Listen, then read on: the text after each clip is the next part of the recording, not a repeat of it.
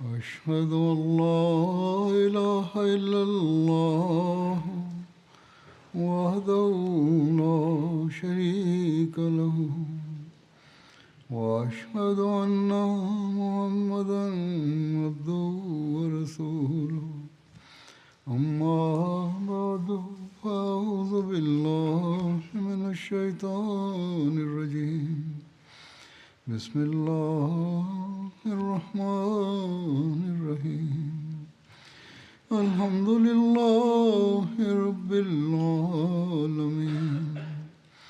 الرحمن الرحيم مالك يوم الدين إياك نعبد وإياك نستعين اهدنا الصراط المستقيم صراط الذين أنعمت عليهم غير المغضوب عليهم ولا الضالين. رمضان سے پہلے حضرت صلی اللہ علیہ وسلم کی سیرت کے پہلو Преди да настъпи месец Рамазан, споменавахме събития, свързани с от живота на Хазрат Мухаммад салалаху алейхи ва салям, и днес ще продължа да говоря за събитията, свързани с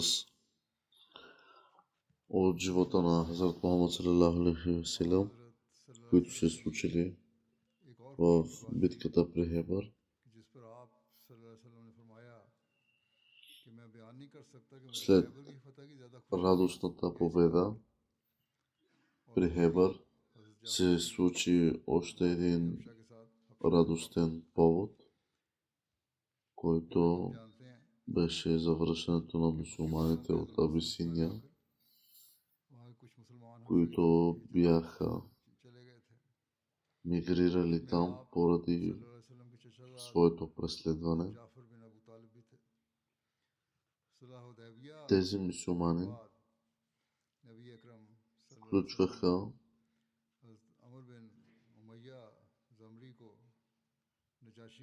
своите роднини, както и братовчеда на светия пророк салалаху алейхи ва салям, Хазрат Джафер.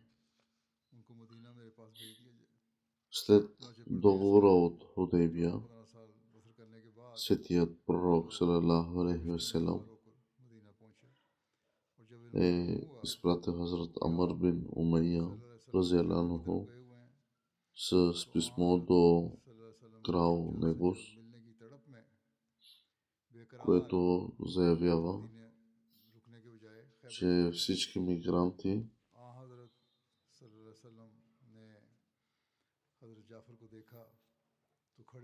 които все още са в Абисиния, трябва да бъдат върнати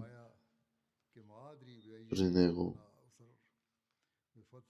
При завръщането си, когато тези мигранти чули, че светия пророк салалаху алейхи ва салям е в Хебър, те нямали търпение да го видят и побързали към Хебър.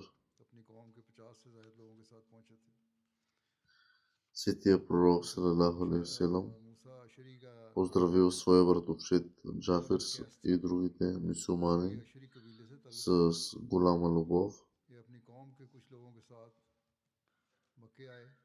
Някои сподвижници, като Абу Муса ал-Ашари и Хазрат Абу Хурейра разияллаху анху, също се върнали обратно в Медина.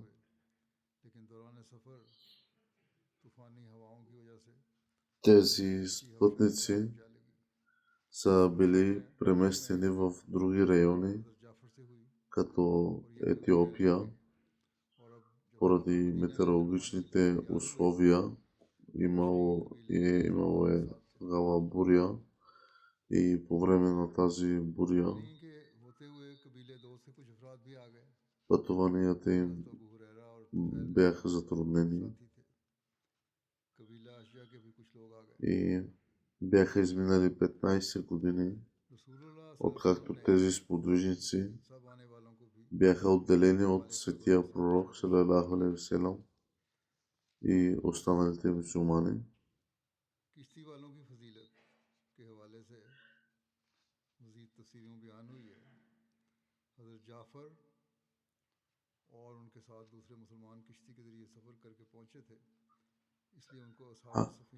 Хазрат Джафар е пътувал с един кораб и хората с него също.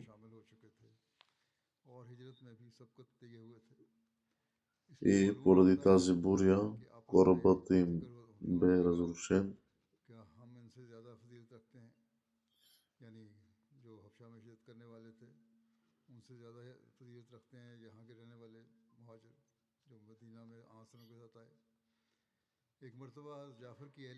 Историята на една жена, Хазрат Асма, разделянха, която е говорила с Хазрат Хафса, една от благословените съпруги на светия пророк, салалаху алейхи ва салям. Хазрат Хафса, разделянха, бе отбелязвала, че мюсюлманите, които останаха със светия пророк, салалаху алейхи ва салям, през цялото това време бяха по-близки до тези, които бяха мигрирали в Абисиния и други места. Хазрат Асма е отговорила разстроено, че мюсюлманите, които са мигрирали в други области, са го направили чисто от любовта към Аллах и неговия пратеник, салалаху алейхи ва салям, и са били подложени на трудности също заради тях и са мислили, че за него през цялото време, избягвайки опасността по негово указание, Хазрат Асма разделянха разказа, че този обмен на светия пророк, салалаху алейхи ва салям, който и каза, че тя и другите мигранти са по-добри в това, че са участвали в две миграции, докато мигрантите от Мека, които идват с него, са участвали само в една. Това я накарало да се почувства много добре и много други спътници идвали при светия пророк, салалаху алейхи ва салям, за да чуят тези любящи и успокояващи думи.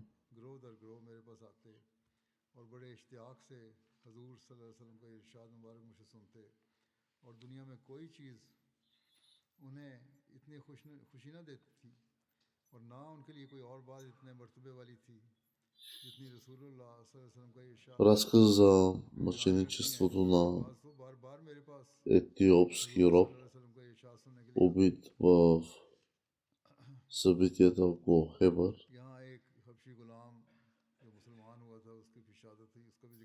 Според преданията, той е бил овчар, гледащ животните си, и бил доведен при светия пророк, салалаху алейхи ва салям. Светия пророк, салалаху алейхи ва салям, го поканил в ислама, след което му казали за щедростите на Аллах и рая. Той с радост прие ислама и така този пастир също имаше много овце, принадлежащи на евреите от Хебър, но светия пророк, салалаху алейхи ва салям, не се възползва от тази ситуация и въпреки тежкото състояние и нужда на мюсюлманите, го инструктира да върне тези овце на законните им собственици И същия този етиопец беше убит мъченически по време на битката при Хебър. И така този човек беше убит мъченически по време на битката при Хебър. И въпреки, че не беше направил нито един поклон в молитва, светия пророк салалаху алейхи ва салям нареди тялото му да бъде пренесено в палатката му и се помоли за него, заявявайки, че Аллах го е дарил с рая. Хазрат Абдулла бин Амр разияллаху и Хазрат Али разияллаху в две отделни предания разказват, че през това време светия пророк салалаху алейхи ва салям забранил консумацията на домашни животни.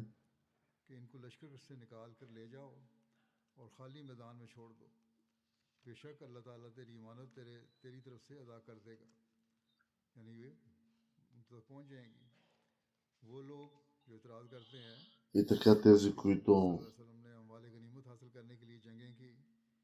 хора, които обвиняват, че светия пророк салалаху алейхи ва салям е целял да печели богатство от войната, това е напълно невярно, тъй като вижте, въпреки затрудненията през тези дни, той и в голяма нужда на мюсюлманите по време на глад и криза, светия пророк салалаху алейхи ва салям накарал този овчар да върне овцете при техния собственик.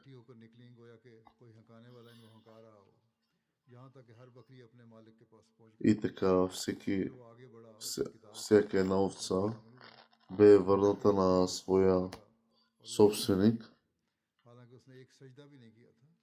И въпреки, че този овчар дори не беше направил нито едно сечде, нито един поклон, светия пророк салалаху алейхи ва салям беше наредил, че неговото тяло да бъде допринесено в палатката на светия пророк. И светия пророк салалаху алейхи ва салям се е помолил за него и му казал, че Аллах е направил твоето лице красиво и твоя мирис е направил благоприятен. И така Аллах го дарил с рая.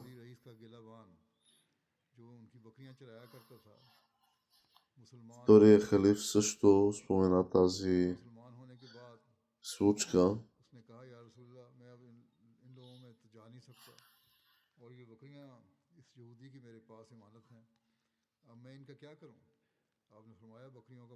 Че случката е следната, че самия овчар е отишъл при светия пророк салалаху алейхи ва салям и го попитал, че о пророк на Аллах, вижте, това стадо е при мен, но то не принадлежи на мен, неговите собственици са евреите.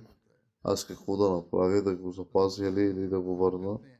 Светия пророк салалаху алейхи ва салям наредил, че нека това стадо и всяко едно животно да бъде върнато на неговия собственик, и така и направили.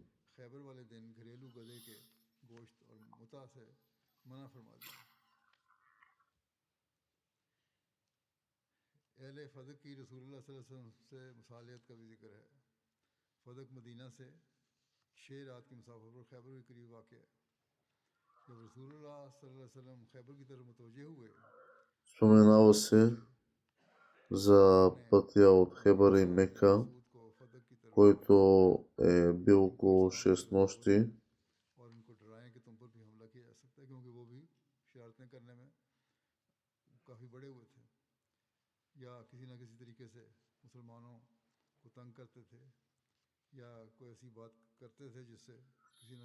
И въпреки тогава все още имаше опасения, които притискаха мюсюлманите и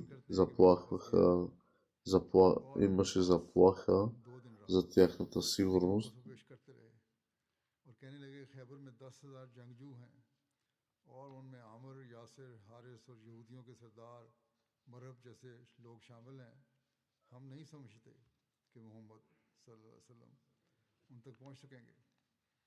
Ние не мислихме, че светия пророк салалаху алейхи васелам ще стигне толкова далеч. Това казват враговете.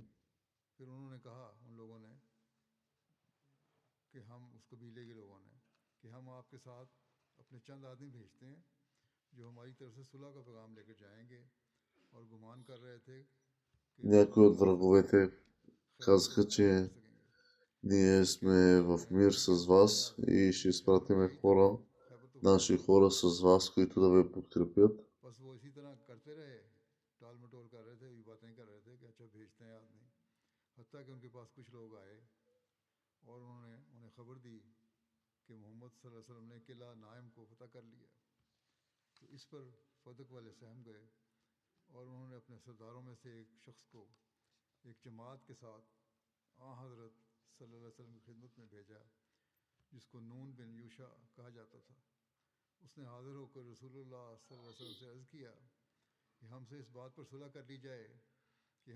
Хората към от Фадак, на място от изобилие от овощни градини, близо до Хебър, за да се помирят и да станат съюзници, Хазрат Мухиша отишъл при Фадак с посланието на светия пророк салалаху алейхи васелам, но хората от Фадак се съмнявали, че мюсюлманите могат да победят 10 000 войници в Хебър.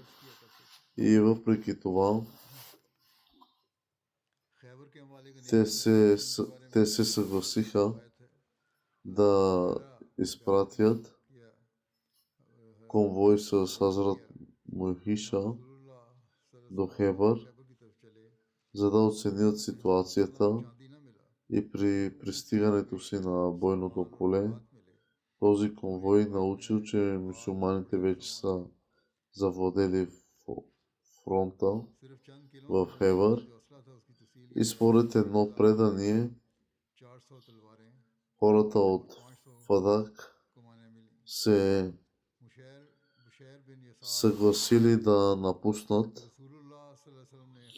района и да предадат всичко на мюсюлманите, докато според друго предание те разделили имуществото си на половина с мюсюлманите и продължили да живеят там.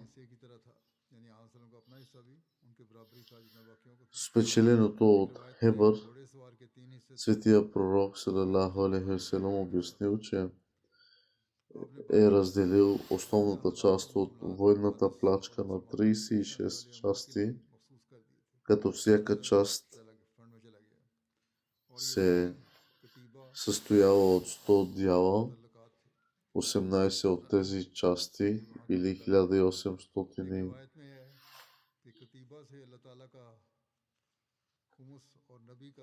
бяха запазени за мюсюлманите, а делът на светия пророк салалаху алейхи васелам беше равен на всеки друг мюсюлманин и другата половина беше поставена в резерв за бъдеще. Всички тези спечеления са получени от различните крепости, които са били завладени, и по-голямата част от плачката бе разпределена на онези мюсюлмани, които участваха в събитията от договора от Худейбия, докато бяха направени някои изключения за няколко сподвижници, включително и тези, които се бяха завърнали от Абисиния. Светия пророк салалаху алейхи ва салям инструктирал сподвижниците си да съберат цялата спечалба и да назначат някой да ги разделят и разпределят поравно. Придружителите, които присъстваха в Хебър, също получиха дял, т.е. част от жените, и само от онези, които бяха постигнати без да се налага да се бият, дори за тях.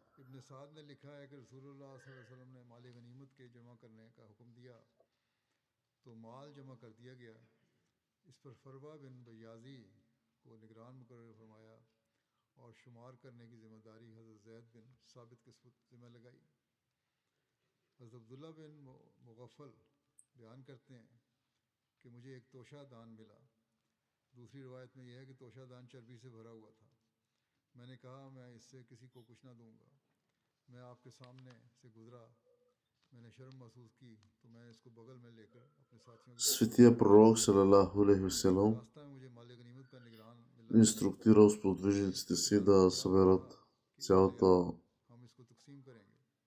печалба и да назначат някои.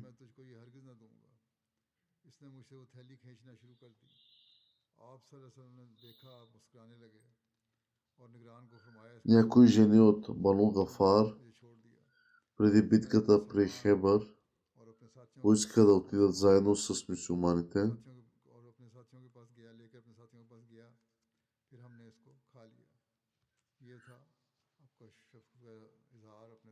Една жена от Бану Гафар получила огърлица, от която тя никога не се е разделила, и тя го държеше на врата си през цялото време и го ценеше толкова скъпо за нея, защото светия пророк салалаху алейхи ва салям ми го беше подарил. Тя дори нареди огърлицата да бъде заровена при нея, защото не можела да се раздели с този дар на светия пророк салалаху алейхи ва салям.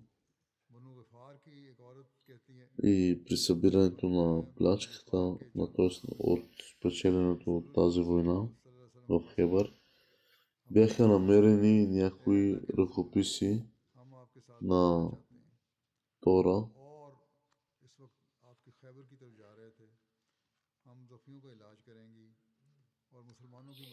Еврейският народ поиска тези да бъдат върнати и светия пророк салалаху алейхи ва салям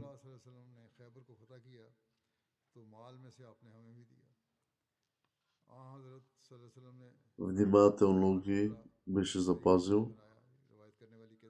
Затова той инструктирал ръкописите да бъдат безопасно съхранявани и върнати на еврейския народ.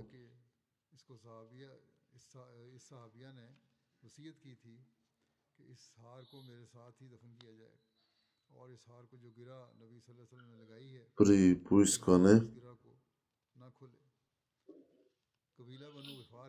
това е в противоречие с това, което виждаме днес, докато враждебността към ислама води до изгаряне на Корана. Това беше моралната и религиозна почтеност на светия пророк салалаху алейхи ва салям.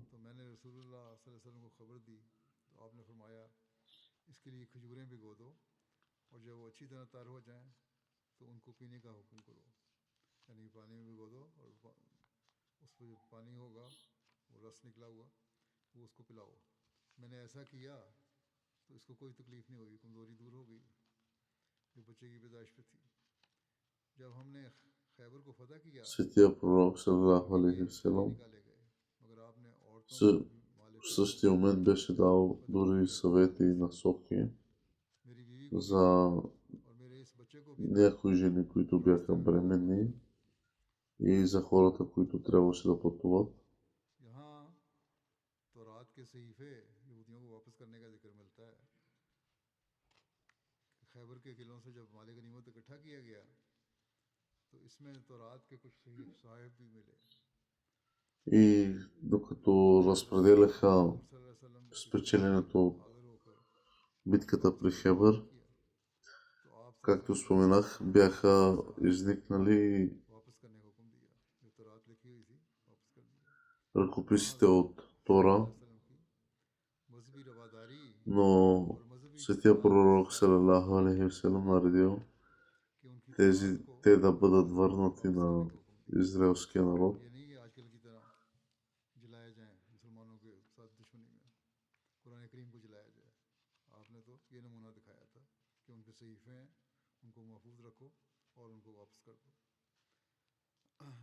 खैबर से वापसी पर गज़वा वादी अल-कुरा का भी जिक्र मिलता है।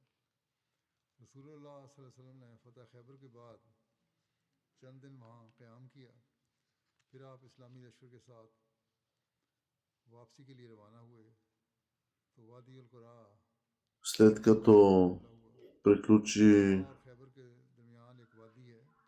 битката в Хебър, за няколко дни светия пророк салалаху алейхи ва салям започна своето пътуване обратно към Медина и по пътя си мюсюлманите пристигнали в тази долина и изобилно населена с еврейски народ.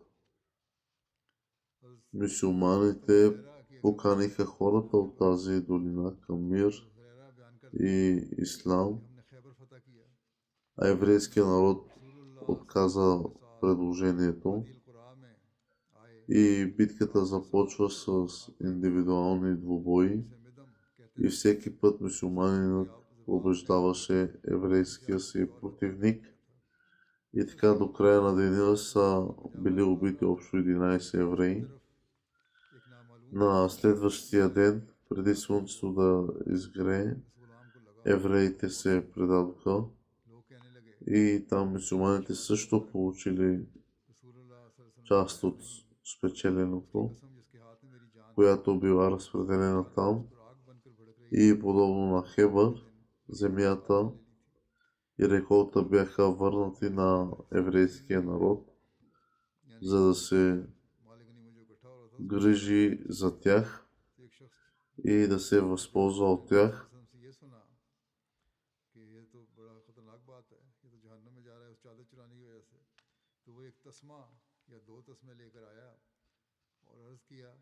ये वो चीज़ है जिसको मैंने ले लिया था, मैंने भी इसी से पहले उठा लिया था। तो रसूलुल्लाह सल्लल्लाहु अलैहि वसल्लम ने फरमाया कि एक तस्मा है या दो तस्मे, आग में ले जाने का मुझे बोलते हैं। छोटी से छोटी चीज़ भी है, अगर चोरी की है तो वो तुम्हें सजा का बायस बनेगी तुम्हारे लिए। बहरहाल इस जंग की तफसील में मज़ीद लिखा है कि रसूलुल्लाह सल्लल्लाहु अलैहि वसल्लम ने यहाँ के यहूद से जंग के लिए सहाबा की सफ आराई की। Тези подробности, които са били написани тук, е записано, че различни сподвижници на различни сподвижници бе възложена задачата да носят знамето на ислама. И така някои от мюсюлманите били готови за битка веднага.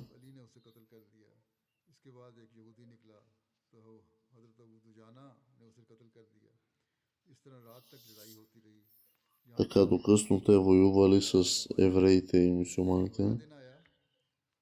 И на следващия ден, преди изгрев слънце,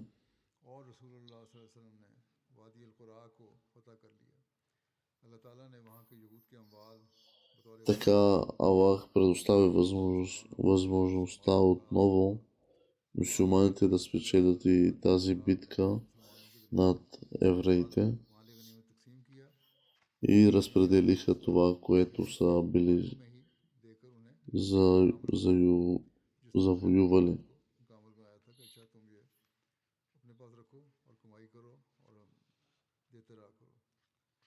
अल्लामा बुलादरी कहते हैं कि रसूलुल्लाह सल्लल्लाहु अलैहि वसल्लम ने हज़रत अमर बिन सईद बिन आस को वादी अल कुरा का वाली मुकर्रर किया। आपने 4 दिन तक वादी अल कुरा में क़याम फरमाया, फिर मदीना वापस तशरीफ़ ले आए। Светия пророк останал 4 дни там जो इंशाल्लाह и след това е отново тръгнал към Медина. कुछ मरहूमीन का जिक्र करूँगा। Ще जनाजे भी इंशाल्लाह नमाज के बाद होंगे। जनाजा спомена в бъдеще допълнителните подробности за тази битка. शाहिद साहब का Сега, जो सदर सदर сега искам да спомена गुज़श्ता दिनों няколко की वफ़ात हुई है। починали членове на общността, чието покойни молитви ще бъдат отслужени के वालिद след петъчната молитва. जमात अहमदिया में दाखिल हुए थे और मुख्तलिफ जगहों पर प्राइवेट मुलाज़मत Първото погребение на Мулана Мухаммад Каримуддин Шахид Сахиб. वहाँ तालीम का मुनासिब इंतज़ाम Той беше съдър, т.е. председател на общността, съдър Анджуман Ахмадия в Кадиян. रसूल तालीम के लिए करीमुद्दीन साहब को Той почина на 87 मदरसा अहमदिया में години по време на Рамазан и в ранните си години баща му се врече в फजल की तैयारी करके 1960 में вярност на общността. चंडीगढ़ से मौलवी फासिल का इम्तिहान पास Живеейки на село, मजीद तालीम के लिए रवा भी गए। нямаше и подходящи условия за образование, शायद की डिग्री така той е бил изпратен в Кадиян की डिग्री हासिल करने वाले и за по-нататъчно образование, а и след това следваше своето висше образование. को मौका मिलता रहा। И по-късно той беше и първият мисионер от दौरान ये Индия, मेंबर सदर अहमदिया का ध्यान बहसीत आलिम मुकर्रर हुए और завършил Джамия Ахмадия с степента на шахид. फिर ये Той е изпълнявал множество длъжности в общността. तौफीक इनको मिली। सदर उमूमी के तौर पर भी इनको काम करने की तौफीक मिली। Той беше и първият мисионер от सदर मजलिस Индия, तौर पर भी खिदमत की तौफीक завършил и Джамия Ахмадия с степен шахид. जामिया में प्रिंसिपल Той е изпълнявал множество длъжности в общността. दारुल През 2021 той беше назначен за съдър на съдър Анджуман कार परदाज भी थे। и продължил да служи в това 2021 में इनको в своето си качество सदर सदर до смъртта си. और वफात तक वो Той беше и फायद रहे। इनाम गौरी साहब той живееше обикновен начин на живот मरहूम नहायत सादत и е бил един задоволен човек करने वाले इंसान थे от живота. और ये हकीकत है। Живееше с भी देखा ये मरहूम को सिलसिले това, което е имал и फैद पोशी के साथ गुजारा करते е бил щастлив на това, което е притежавал. इतना पसंद करते थे। नहायत खुशखत और आला दर्जे का Той беше отличен писател и оратор नहीं हुआ। и въпреки болестта си, той изпълняваше съвестно и मुकर्रर थे, मजमून निगार थे, जलसा का दिया безкром, без, और तरबीती जलसों में तकरीर करने का मौका मिलता रहा। कादियान से एमटीए безкомпромисно своите задължения. लंबा अरसा सवालों के जवाब देने की तौफीक इनको मिली। Той е служил на общността हो गए थे за период बड़ी हिम्मत से от 62 години. और उनका जो През वाकई काबिल तकलीफ последните си дни той спомена на семейството си, कादियान че е роден в 2024 का जलसा गुज़श्ता месец Рамазан की बीमारी के बावजूद и ще умре през месец Рамазан. बड़ी हिम्मत से Той беше много трудолюбив и практикуваше това, което проповядваше. Той надлежно изпълни обещанието си за преданост към живота. इसी तरह शूरा की भी सदारत की इन्होंने गुज़श्ता Така той е участвал 62 साल в различни लंबा अरसा खिदमत से дейности на общността и събития. जिंदगी के आखिरी दिनों में घर वालों को इस बात का इजहार किया करते थे कि मेरी पैदाइश रमज़ान के महीने में हुई है। ये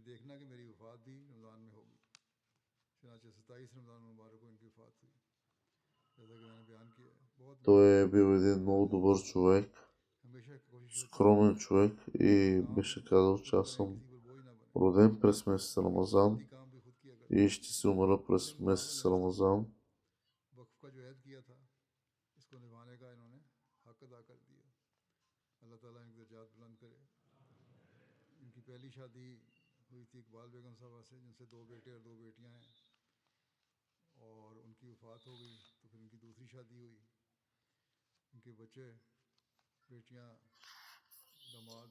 Той има втори брак.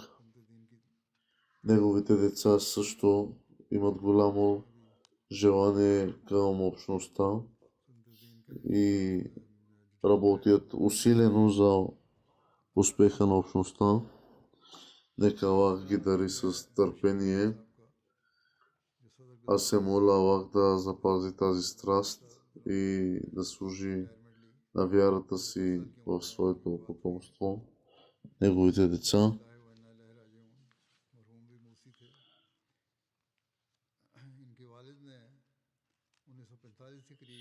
Другото погребение, което ще е на Абдур Рашид Яхия Сахиб, който наскоро беше съдър на борда на Каза в Канада. Той е починал на 74 години. Имал е също васият. Бащата на Абдур Рашид Яхия Сахиб, Мия Сираджудин, се врече във вярност в ръцете на вторият халиф Разиланху. Той беше много информиран, стана и мисионер и посвети живота си. Той е служил в Пакистан, Америка, Канада, Гватемала, Южна Корея и Южна Африка, наред с други места. Той също е служил като заместник директор и професор в Джамия Ахмадия, Канада. Също е и преподавал в университета.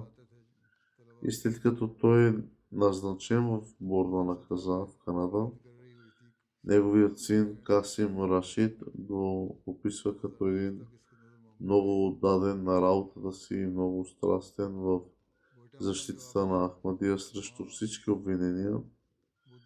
Той беше много търпелив и задоволен от общността и въпреки своята болест винаги съветваше семейството и децата си да останат привързани към халафът. Той е инструктирал сина си да говори винаги за любовта и обичта си към халафът в социалните медии, тъй като това е решението на всички проблеми на света. Той надлежно изпълнил и задълженията си като един живот отдаден човек на своята вяра.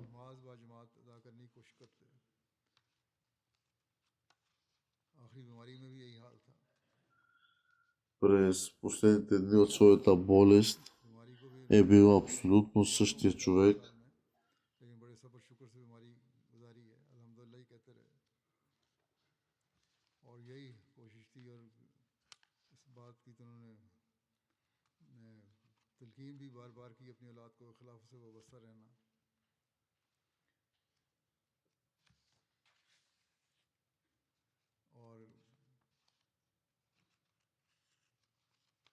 कहते हैं कि मुझे हमेशा हौसला देते हैं कि मैं सोशल मीडिया पर खिलाफत के बारे में फ़ख्र और बेखौफी से लिखूं, क्योंकि यही मुस्लिम दुनिया और तमाम इंसानियत के इत्तेहाद का हकीकी हल है।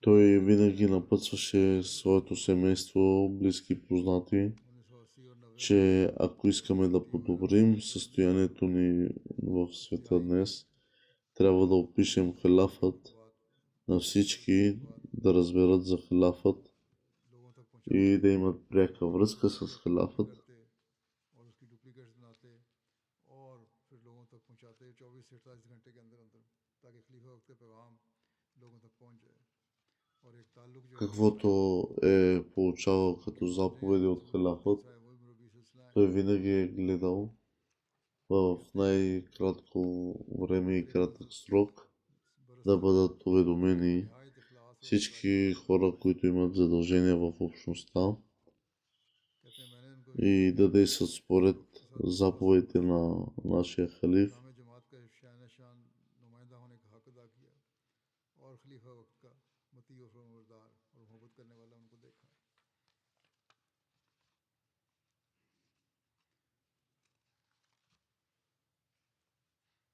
जामिया में तकर्रर हुआ Той също е бил и преподавател, заместник директор в джамия и е изнасял различни лекции. इसलिए कि जामिया के तलबा जो हैं बेहतरीन तालिब इल्म बेहतरीन मुरब्बी बेहतरीन मुबल्लिग बन के निकले Както и неговите съученици किया है са ми писали, че по времето, когато те са учили, той е бил един от примерните студенти भी कहते हैं и дете от मिजाज के बहुत खुशगवार थे बहुत семейството.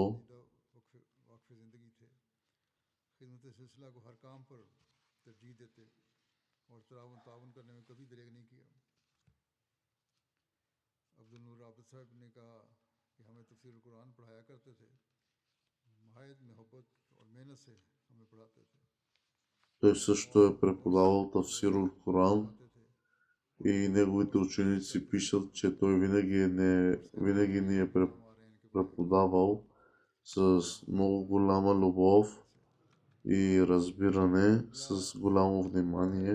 मिर्ज़ा इम्तियाज़ Аз се моля Аллах да अमीर ज़िला हैदराबाद помага и дава търпение на वज़ीर अहमद साहब неговото семейство इनकी वफ़ात и Аллах да направи така, че неговите дела да продължат के ख़ानदान от में неговите अहमियत के деца. दादा Амин.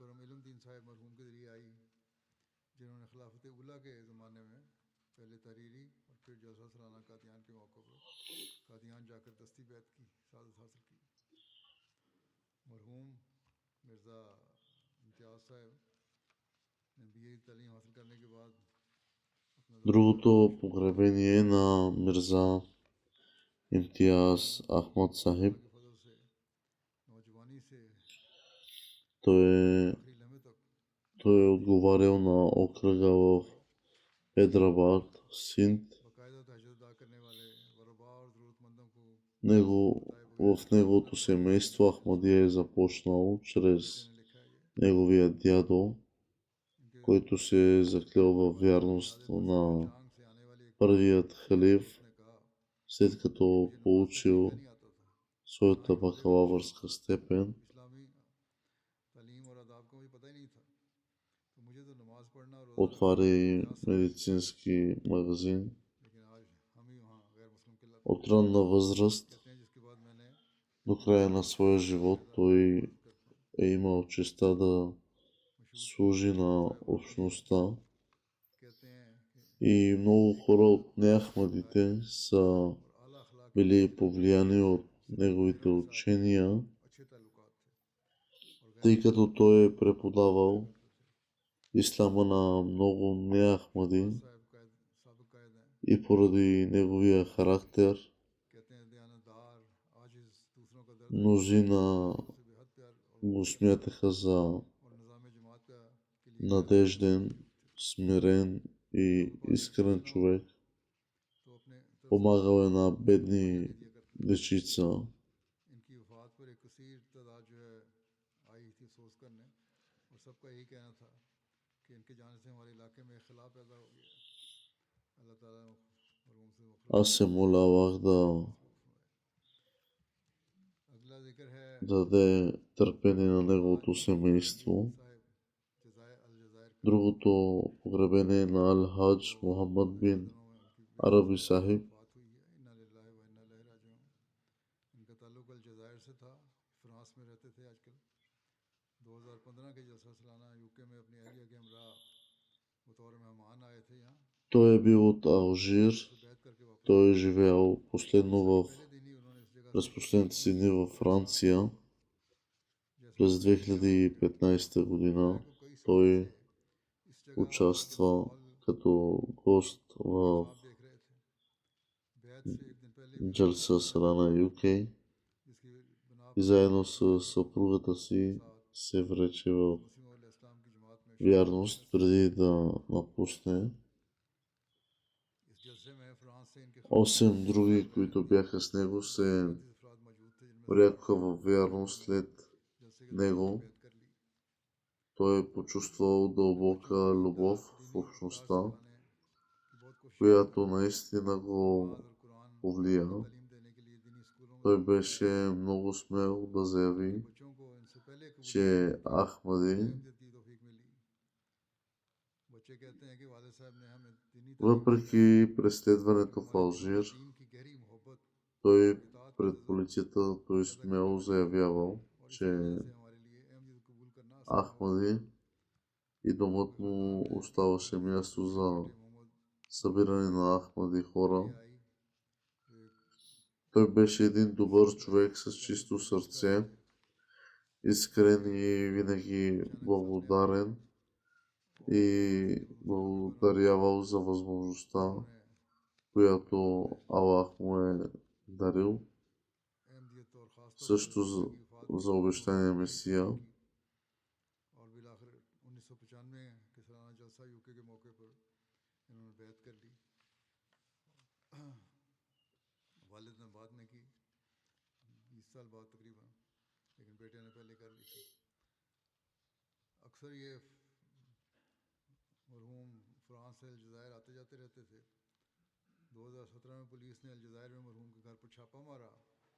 През 2017 година полицията бе тършувала офисите на общността и неговия дом.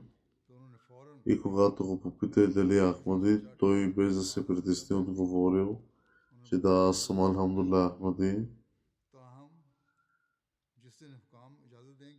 И помолил тогава, че ако дадете възможност, аз искам също да променя малко състоянието тук. И в него имаше една голяма страст на проповядване и служене на общността, независимо къде.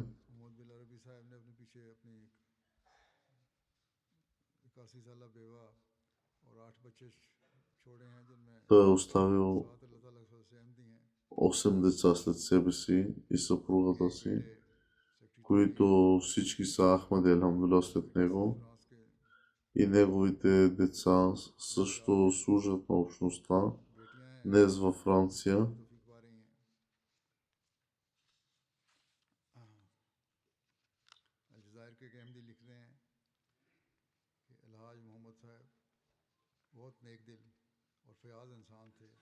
Една жена ми писа, че той е бил с много добро сърце, помагал и на общността и на хората в общността и е казал, че човек трябва да запази клетвата, която е обещал пред Аллах.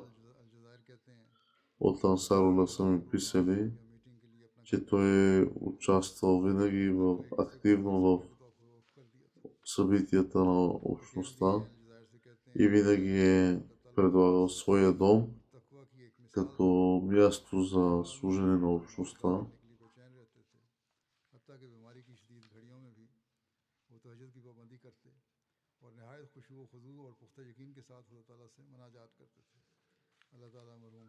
Аз се моля Аллах да му даде добро място в рая и търпение на неговите деца. И последното погребение е на Мохаммад Ашраф Сахиб, който е починал на 70 годишна възраст. Той е живял в Котри, в района на Хайдрабад. Той беше баща на Навид Ашраф, мисионер, който е служи в Конго.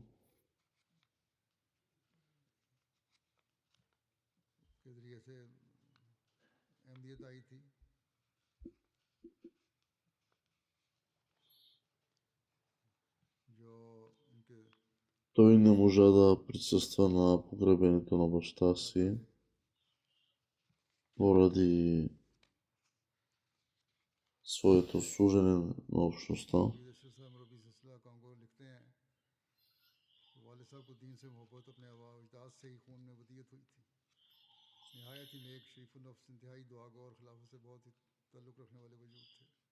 Хазрат Нур Илахи Сахиб, неговият дядо е първият Ахмади в семейството му. Починалият беше благочестив, искрен член на общността. Той беше и гостоприемен и също беше затворен за няколко дни поради своята вяра в ареста.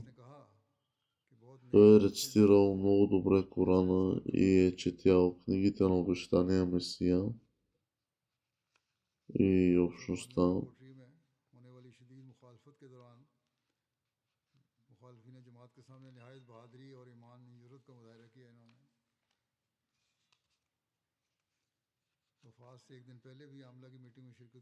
И въпреки, че неговата болест и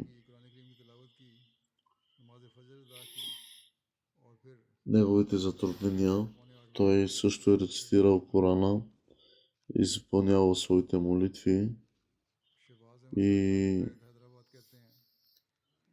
до последния си дъх, през последните си дни, той усърдно изпълнявал своите религиозни задължения и молитви.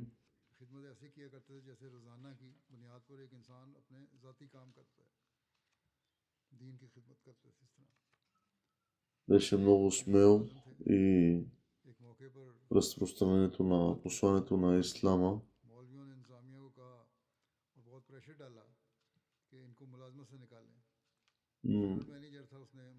Ахмедите се опитваха да го извадят от работа и по някакъв начин да може да бъде засегнат неговия семейен начин на живот.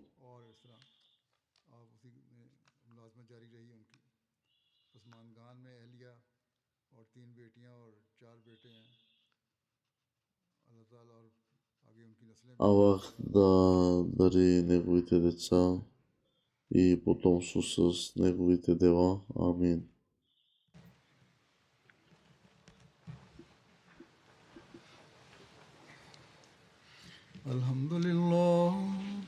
Alhamdulillah, nahmaduhu wa nasta'inuhu wa nastaghfiruhu wa nu'minu bihi wa natawakkalu alayhi.